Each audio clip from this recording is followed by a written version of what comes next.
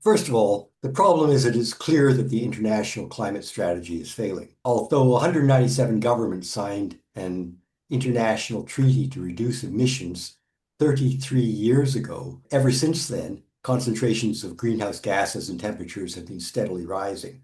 So there's no longer a credible pathway to keeping temperatures increases below 1.5 degrees Celsius.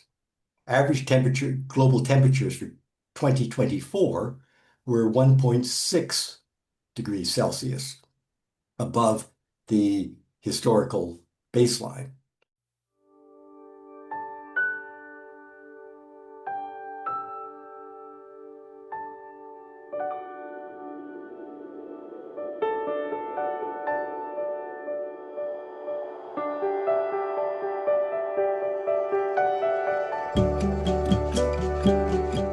Hello, and welcome to another edition of the Climate Emergency Forum.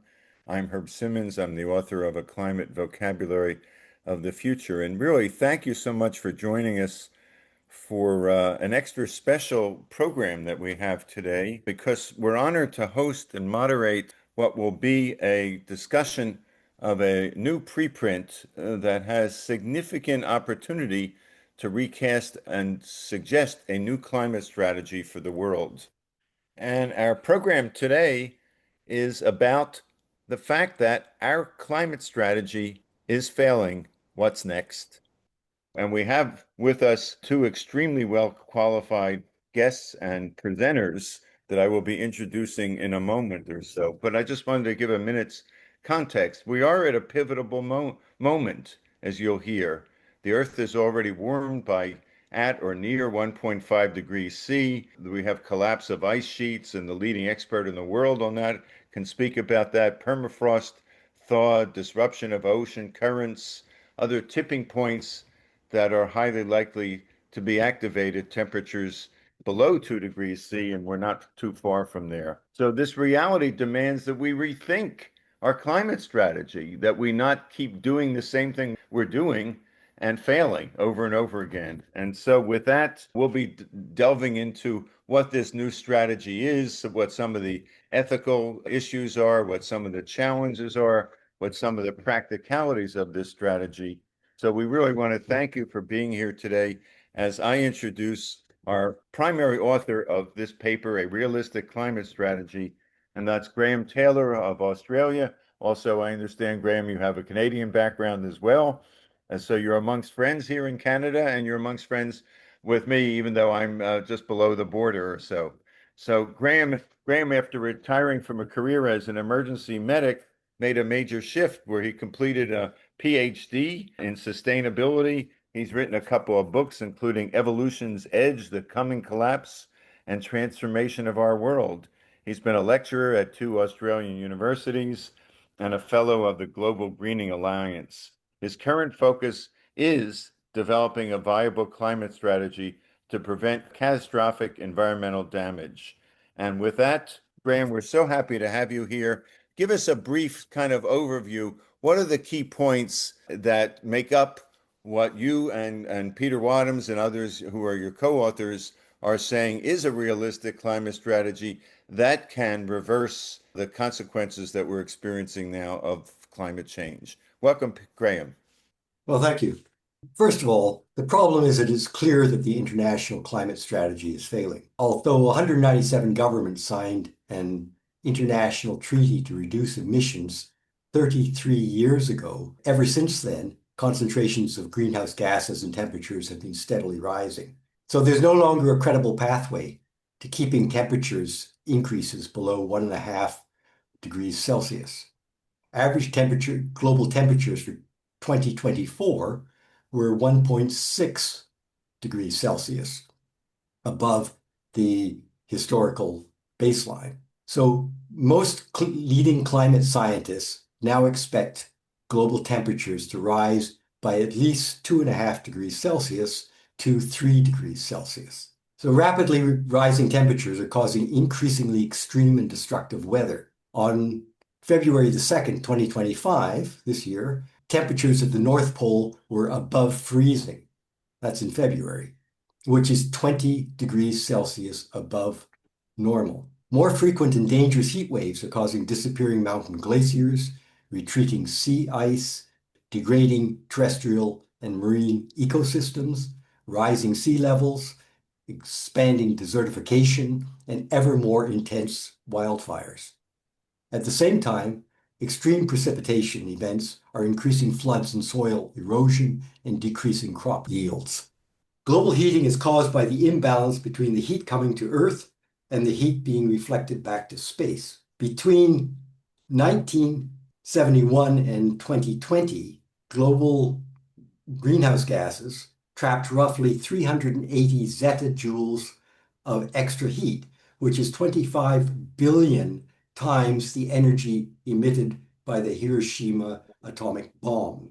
Oceans are now warming at the equivalent of more than 5 atomic bombs every second. That is an absolutely enormous amount of extra heat that's coming onto the planet. The long life of carbon dioxide and the large thermal inertia of oceans make long-term future warming inevitable. While it is generally assumed that safe temperatures can be overshot and then reversed, this doesn't solve the problem of irreversible and catastrophic impacts. The International Cryosphere Climate Initiative points out we can't negotiate with the laws of physics. For example, at the current temperatures, which is 1.6 degrees Celsius warmer than the historic norm, most of Greenland and the West Antarctic ice sheets will melt completely. Eventually, I mean, this will take a long time, but all of them will eventually melt. And that will raise the sea levels by 12 meters. And the catch here is that it will take another ice age to replace the lost ice.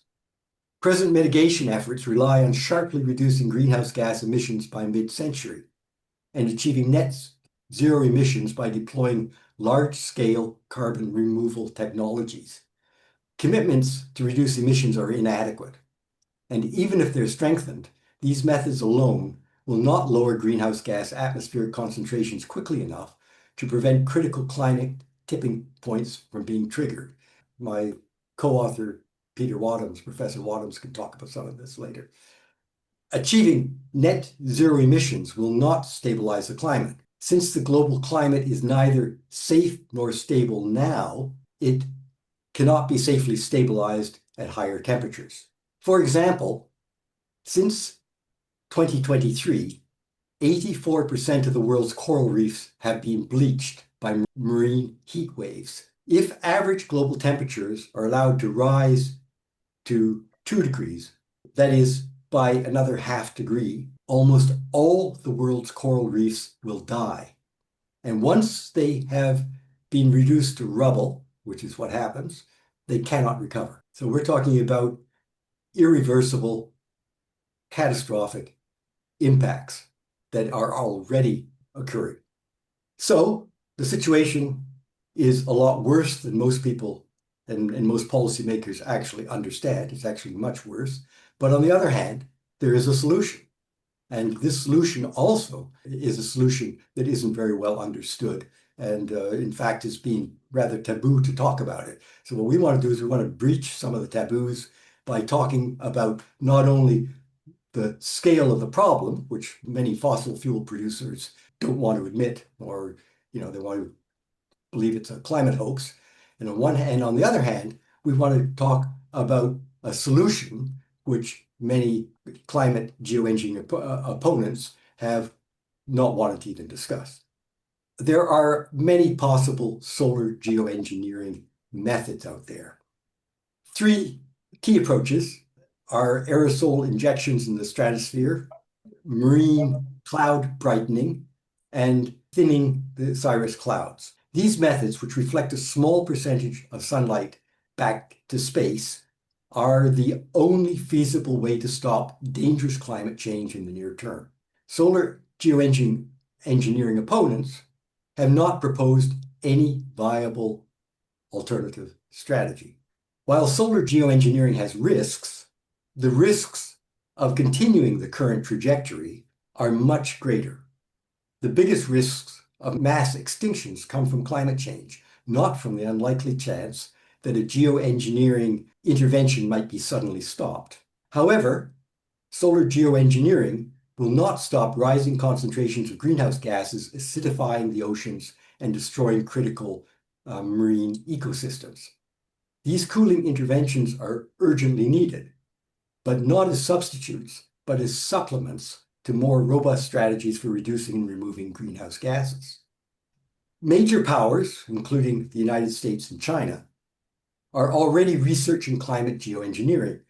In the near future, one or more countries may make unilateral climate interventions to prevent increasingly extreme weather from causing massive crop failures and other deadly disasters. To forestall the unilateral deployment of untested technologies, an international program is urgently needed to research safe climate cooling methods and develop effective global governance. In reality, the world is still many decades away from ending greenhouse gas emissions, let alone deploying viable carbon removal technologies. To ensure constructive outcomes, international dialogue and research must immediately begin on developing a comprehensive and effective climate strategy, supplementing greenhouse gas emission reduction and carbon dioxide removal with cooling interventions. There is no realistic alternative. Thank you, Graeme. That was very straightforward. You didn't pull any punches. You couldn't pull any punches, essentially, because you've laid out the facts as at least I understand them, and I think many people do. But the main portion of the climate community still hasn't gotten behind accepting some of the things that you've said. We'll be talking about that later. And of course, when you talk about that major powers like the US and China may decide to unilaterally attempt to cool the planet because of their concern about the climate crisis, one has to put the obvious asterisk right now that the president of my country doesn't even acknowledge that there is a problem. So he's unlikely, though one never knows, to act to intervene in the climate. What I want to focus on now and shift to is the specific issues revolving around the cryosphere, the icy portion of the Earth. And we're so happy to again have as our esteemed guest Dr. Peter Wadhams, Peter, you were just here a few weeks ago or so. We're so happy that you've come back again. Peter, as those of you who watch regularly know, you're a professor emeritus of ocean physics at Cambridge University. You've had 46 or maybe more, many years and decades of research on sea ice and ocean processes, both in the Arctic and in the Antarctic. You're not an armchair scientist. You've been on more than 50 expeditions to the polar regions. You've worked in ice camps, icebreakers, and aircraft, Royal Navy submarines, and so forth. And you've written a book that summarizes and crystallizes all of your experience not all that long ago, called A Farewell to Ice, a report from the Arctic. So we welcome you again, Peter, and the floor is yours to add to what Graeme has said. Well, thank you very much.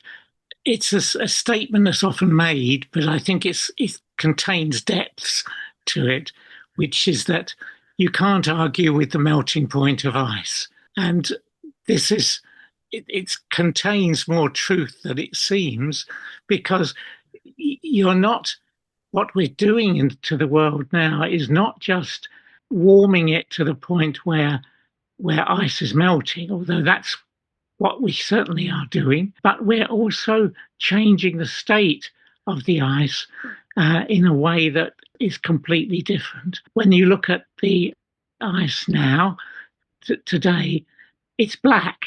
You don't have this pure, beautiful white ice anymore. You have this sort of black layer covering the whole of the regions of the ice, glaciers, ice edge, ice sheets, and also, of course, the ice itself.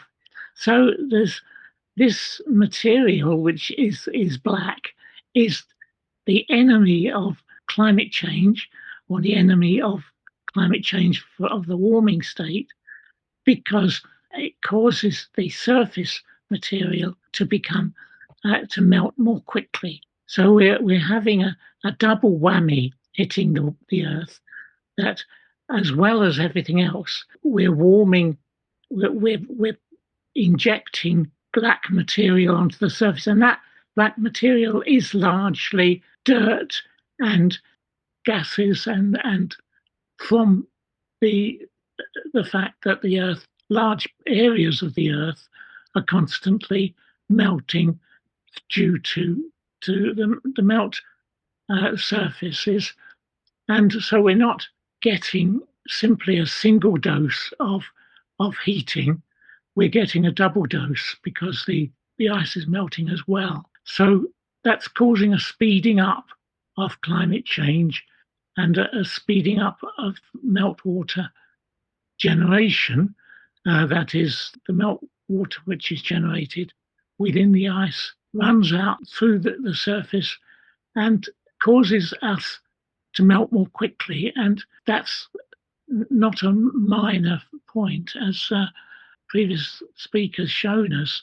The amount of heating that's occurring is rather horrendous. That is, we're doing serious damage to both to land masses, that is to say, to the places where we're trying to grow crops because they're getting flooded, and also to cities, and all of which, our great cities are all close to sea level, and they're being already affected by this increase in meltwater. So we're going to be having melting cities, masses of meltwater, and we simply don't have the capability of being able to do without the water that's there.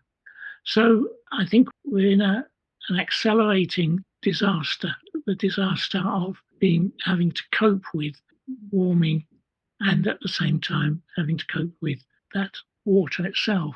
Therefore, this makes it absolutely essential that we do something serious and really serious, not just say we're going to do something, which is what the world has been tending to do, but rather to actually seriously do something about the fact that we're melting our planet.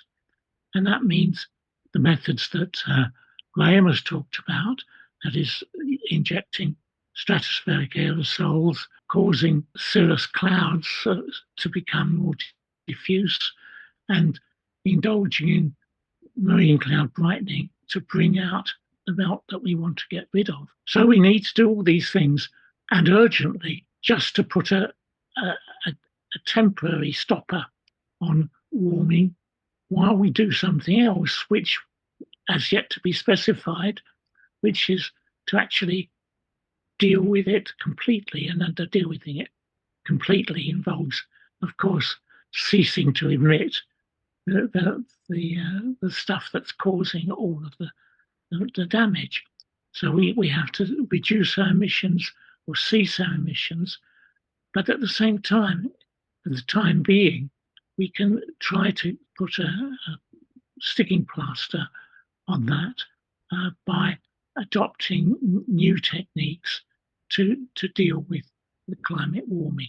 So it means possibly that the Arctic should be considered the number one threat at the moment that the world is facing.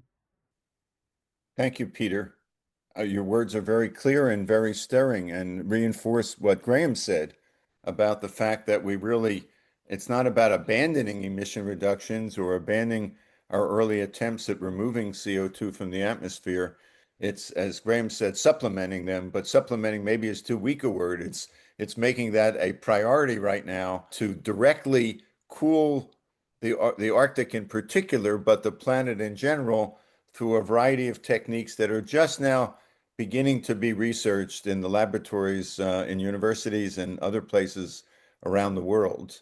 And with that as kind of a background, as kind of the thesis of today's conversation, I'm always happy to introduce Paul Beckwith.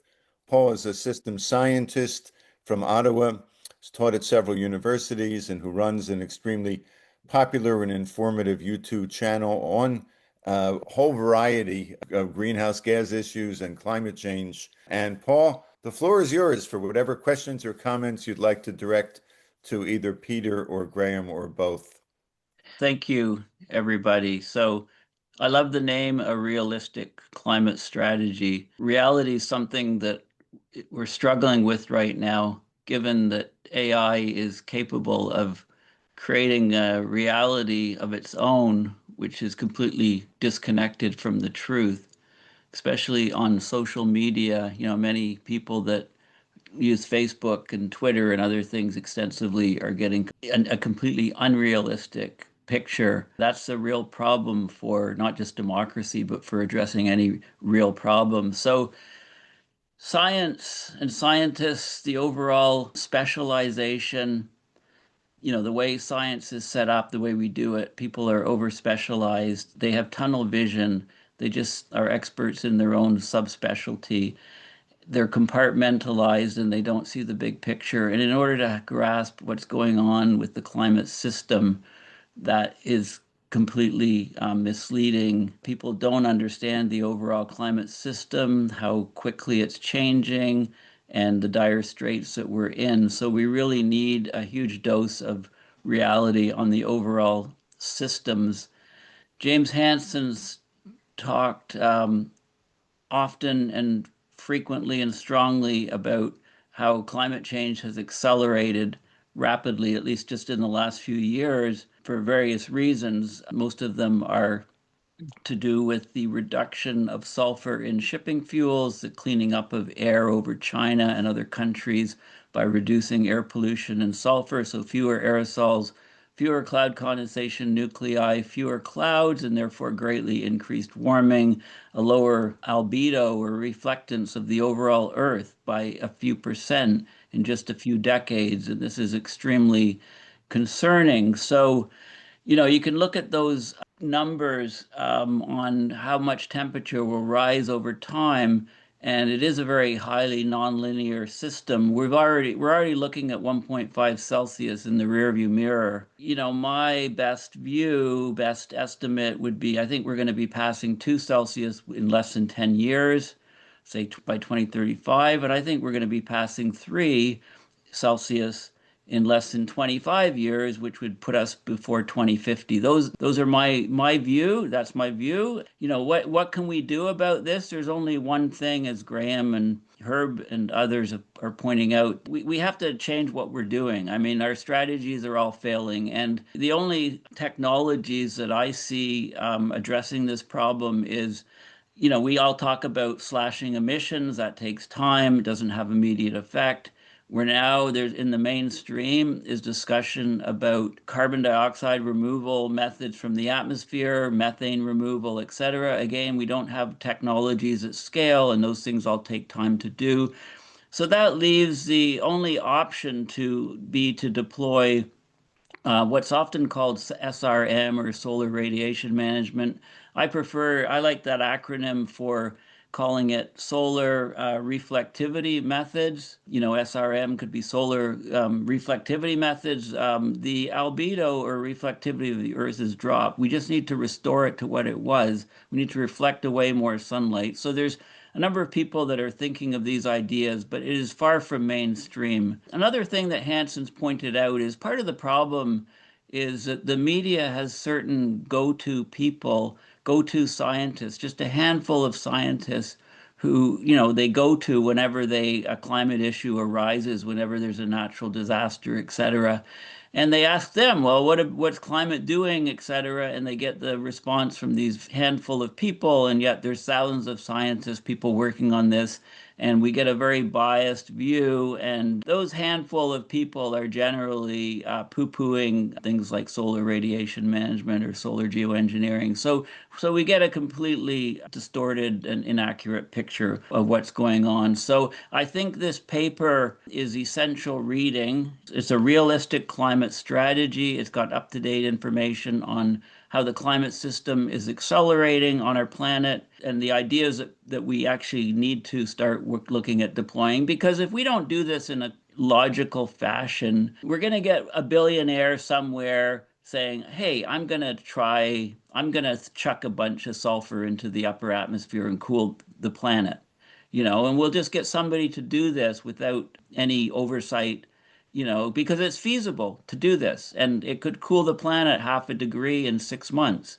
But we need to know what we're doing and have international bodies to be looking at this, which is what a big factor is the regulation that is being talked about in Graeme's great paper. So a realistic climate strategy is vital reading, in my opinion. Thank you, Graeme.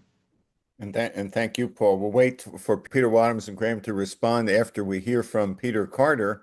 Peter Carter, as you know, is in the British Columbia. He is the head of the Climate Emergency Institute. He has been an expert reviewer for the IPCC. And Peter, the floor is yours. I have been really looking forward to this discussion and interview of Graeme Taylor and, of course, our long-standing friend Peter Wadhams. So I have a general question and I have a specific question. The general question is, how did you get together and put together what, in my view, is definitely the most important paper that is out there and has ever been published? I can explain why I'm saying that if you want. The specific question would be, you quite rightly say that the mantra and the solution of net zero carbon doesn't work. It's just not good enough. So there's the two questions.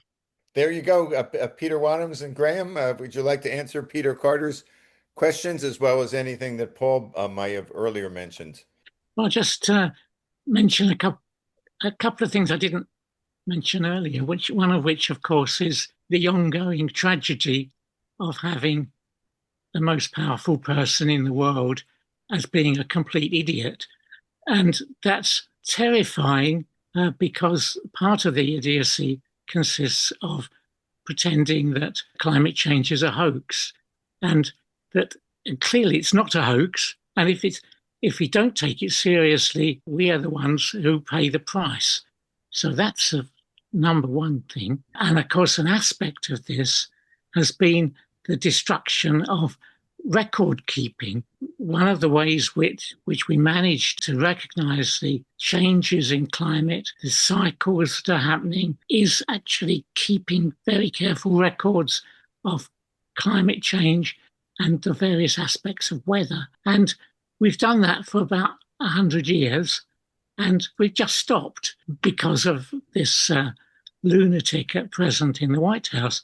And that means that we're not going to be able to have the same vision of climate change and what is happening to us as we have at the moment. So the urgency of what's going on is added to by the fact that there are positive forces against dealing with this matter. In addition to the resistance by scientists and activists and so forth to cooling through SRM, what Peter points out is there is resistance to even acknowledging and working on the larger problem. Graeme? First of all, just to answer Peter here, I've met people mostly through the Healthy Planet Action Coalition, which I think is a very important and useful grouping of scientists who are concerned with these issues. And so I think I can't even remember how I met everybody, but most of the co-authors, I'm talking about the co-authors on the paper, and I think we mostly come together through this group.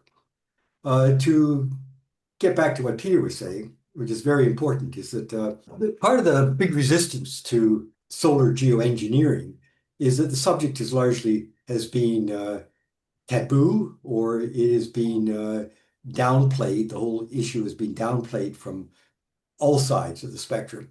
On one hand, the biggest problem, of course, comes from the climate deniers, the fossil fuel industry, which has been claiming that it's all alarmism, that there isn't a problem. In fact, they used to say, just like the tobacco industry used to say that smoking was actually good for you 100 years ago, then it wasn't such a problem, and blah, blah, blah, blah. In the same way, the fossil fuel industry, originally claimed carbon dioxide would be good for the trees, and then they would more carbon dioxide would be good for the planet, and then they have consistently claim that it really isn't such a problem and that it's all exaggerated. We're just talking about an increase of 1 or 2 degrees. This is part of natural cycles, et cetera, et cetera.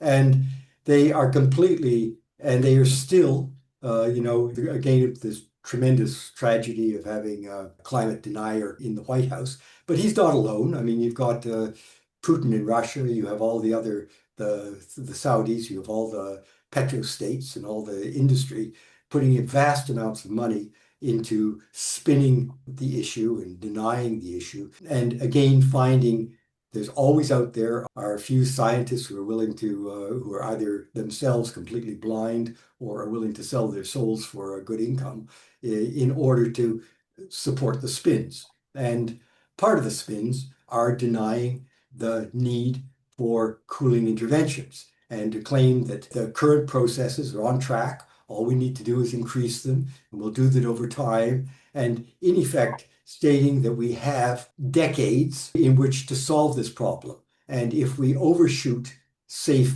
limits, or what's considered to be safe limits, although they never were safe, but if we go past 1.5 to 2 degrees, the maximum temperature increases that were considered ones that the international community considered to be maximum limits. But if we overshoot them, that's all right, because we'll be able to draw back. We'll eventually, as we reach net zero emissions, we'll be able to get back to a safe climate. The point is none of this is true, right? But that spin goes on and continues to go on, and people get increasingly, I think, cynical about the whole climate change issue because there don't seem to be any solutions, and they're only hearing one perspective, which is keep going on the course we're on, which is a disastrous, catastrophic course. So on one hand, we've got the fossil fuel lobby, and on the other hand, we have different environmental organizations who are very concerned about the moral hazard that if we successfully and rapidly reduce temperatures through solar geoengineering, then that will give the fossil fuel companies get out of jail for free card, which will mean that they will then say, see, there is no climate change problem, and that will be their excuse to continue polluting. The only problem with that argument is that they're doing it anyway. They're drilling like crazy everywhere, and they're polluting like crazy. And I don't think it's going to increase at all. They are doing the maximum amount of polluting that the market allows. The only thing restraining more pollution are limited fossil fuels and the market forces, which make it uneconomical to increase production. So at this point, what we have to do is we have to worry about saving millions of species and preventing runaway climate change. And that requires rapid action on the research and deployment of solar geoengineering. Thanks, Graeme. I'm going to ask you and Peter, Peter Wadhams, if you'd like to answer a question that your paper doesn't go far enough to address in this paper, maybe subsequently. And that is, a lot of people that I talk to and a lot of what I've read indicates that even people who are supportive of solar radiation management feel that there's really no feasible way to figure out how 8 billion of us govern it, how we decide if to use it, when to use it, how to use it, how much to use it, when to stop it, et cetera, et cetera. And as you've been talking about earlier, both of you, we have a divided world right now where countries can't seem to even agree on things like trading with each other. So do you have any thoughts on and maybe this is your next paper, a realistic climate governance strategy? I'm not putting you on the spot for a complete answer, but at least as a kind of first step, do you have a level of confidence that there may be a way to figure out how Homo sapiens can get our collective 8 billion hats together to make this happen? Graeme? Our paper is very critical of the Intergovernmental Panel on Climate Change. And we're saying that there's a lot of problems with the international agreements that exist right now because they're too weak. They're not dealing with a lot of issues and so on.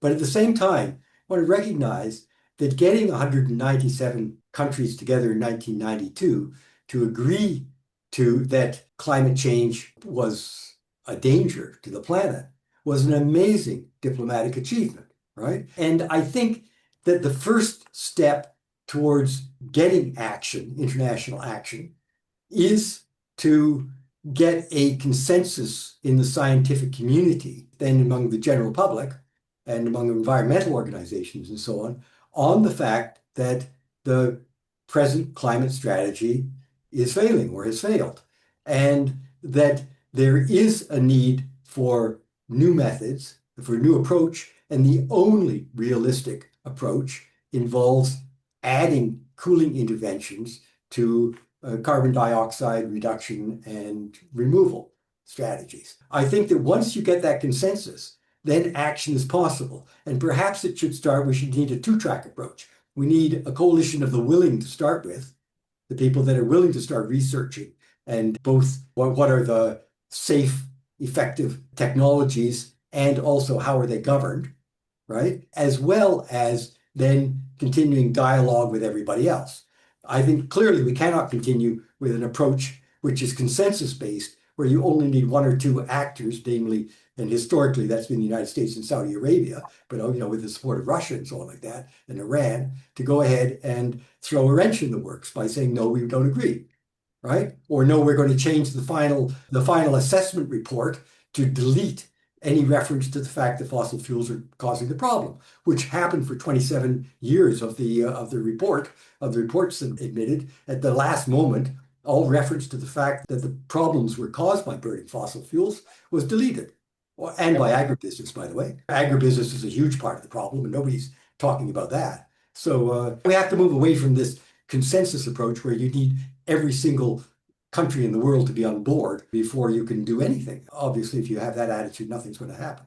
Yeah, and basically the argument you're making is that we need, and Peter Carter, we need papers like yours to move the needle in terms of the scientific community getting behind this, which will then give the political community and the intergovernmental community the kind of cover and the support to shift in this direction. With that, we're running out of time, but I want to give both Paul Beckwith and Peter Carter a chance for any final comment or question you'd like to make to either Peter or Graeme.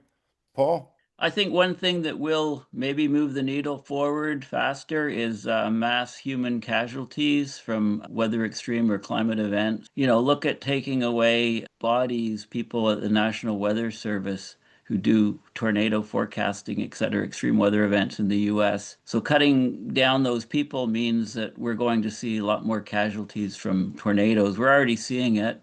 This year alone, we've had over 2,100 tornadoes in the US, lots of EF3s, EF4s, larger than we would normally get. For a whole year, normally we'd have about 1,200 for the entire year, and we're already, almost double that. So instead of having dozens of casualties, we're going to have, maybe going up to hundreds of casualties just from tornadoes alone in the US. Wait till hurricane season comes along. If the forecasting is degraded severely because of the government changes, instead of having, we're going to be talking about storms like Katrina, storms like the one that went through the Appalachians recently. Those will start causing, instead of hundreds of deaths, thousands of deaths in the US.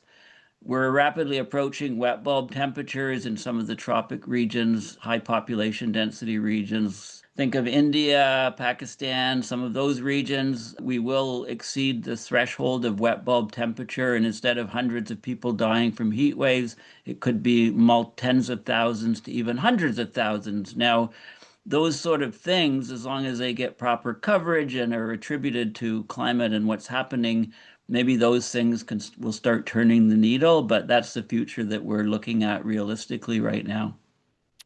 Thanks, and let's all hope that there are other levers to move the needle other than death, but Paul may be right. A final word from you, Peter Carter. Yeah, so I'll answer the question of why is this the most important climate change paper that I've ever come across. The simple answer is it covers everything. I mean, everything's in there. I looked for things to criticize, of course, but there's hardly anything there at all. Why is it most important? It's unique. It's a holistic, risk-based science approach to the world-ending catastrophic problem of climate change. And no other paper does that I've come across. The IPCC certainly doesn't do that. The IPCC does not do risk, And the climate change community as a whole does not do risk. In fact, I could go into details, but they actually do the opposite. Thank you for calling the problem global heating. I only know one person who has consistently used that term, and that is, of course, Professor James Lovelock. That's going back a long way. My final sort of question-y thing is, I understand that you have a three-pronged approach to this catastrophic planetary situation.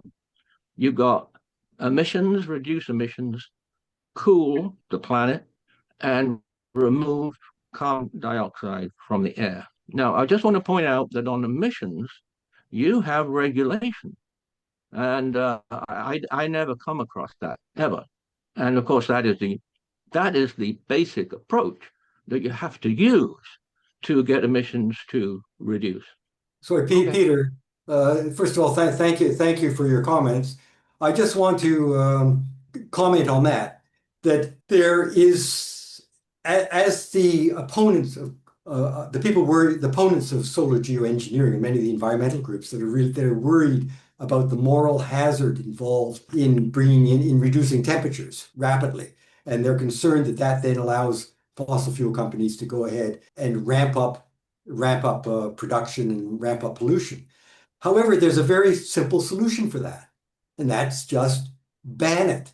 Just order fossil fuel companies to reduce their emissions by a certain amount every year. And that's a very, very simple solution.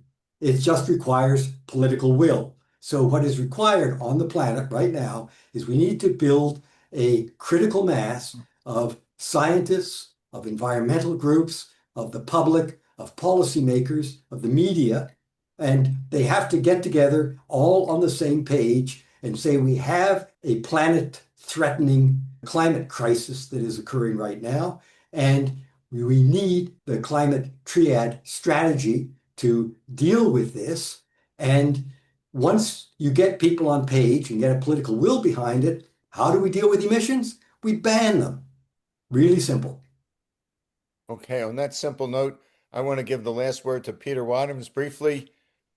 I just wanted to mention something that nobody's really dealt with, which is starvation, because we are running into the possibility of major food crisis on the grounds that we're dealing with the need or what's happening, which is loss of huge areas of productive land, especially relating to rice growing, for instance, where when rice paddies get flooded, which they are happening, the rice doesn't grow anymore. We're having a global crisis on food, but it's arising because of our crisis on lack of dealing with climate change as a whole.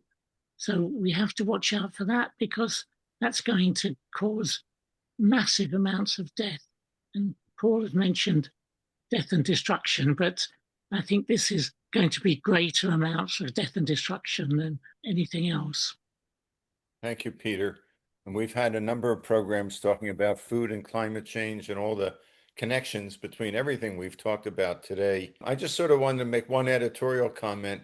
Many of you who are watching this probably watch other climate-related channels on YouTube and elsewhere, and they're wonderful, and we certainly encourage you to do that. But I don't think you'll have many channels or programs like the one you're seeing today that basically promotes and discusses with amongst the top scientists in the world a new paradigm for how we can do more than just make climate change a little more worse or a little less worse, and actually begin to reverse it over time.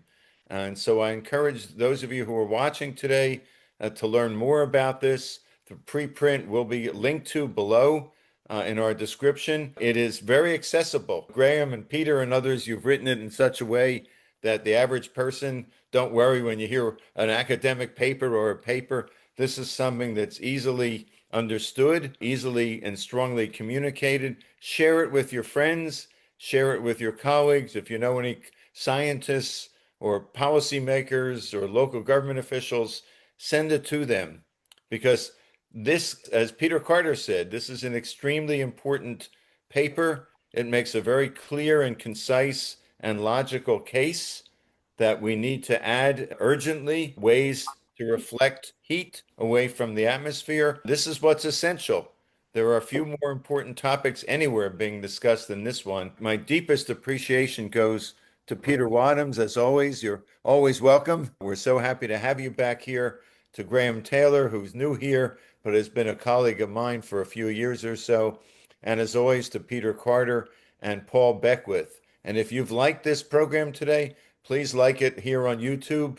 Please subscribe to our channel. Please go to climateemergencyforum.org, where we have supplemental articles that go beyond what you're hearing today. Please share this program with your friends and colleagues.